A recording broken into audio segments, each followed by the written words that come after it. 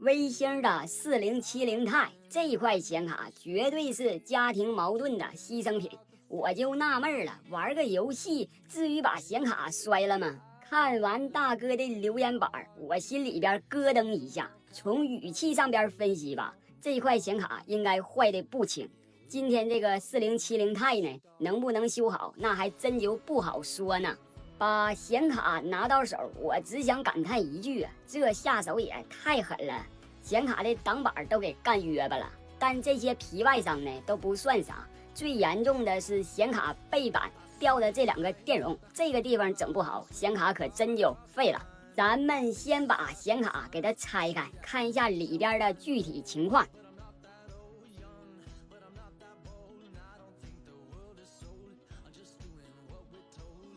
显卡拆完了，发现板子上边这块弯的比较明显，这玩意儿可不太好弄啊。接下来呢，咱们检查一下显卡全板供电的对地组织，确保核心还有显存没有损坏。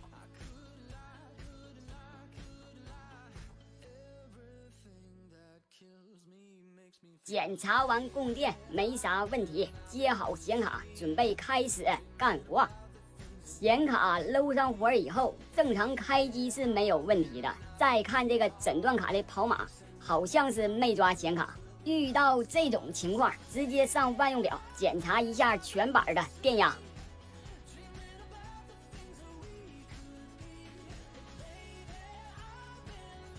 今天的故障吧有点严重，这一圈的工作电压全都正常。现在吧就是显卡的核心不工作，给我都有点干迷糊了。还是先把背板磕坏的这两个电容给它补上吧，没准就是缺这两个电容才引起的核心不工作的这个故障。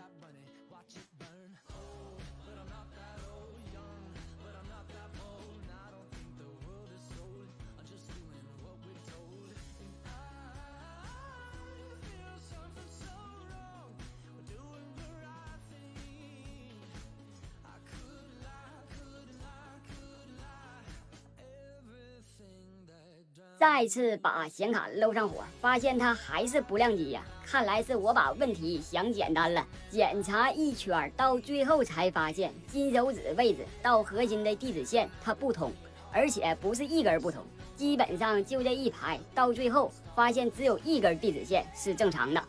估计啊，不是核心坏了，就是下边这个板子坏了。往显卡的核心里边灌满助焊膏，咱们准备把它摘下来，看一下还有没有能把它修复的可能性。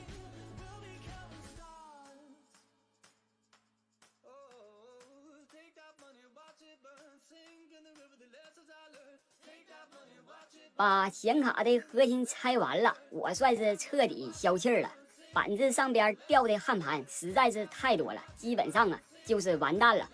这边呢，粗略的一看呢，显卡的焊盘能掉个100多个吧。你要问我接线行不行呢？我只能说这活我干不了。再往上边一看，这边还掉70、80个焊盘，就这活我敢接，谁敢用啊？今天这活呢，我算是尽力了。无奈呢，维修的难度太大，我的技术还有限，只能呢认怂翻车了。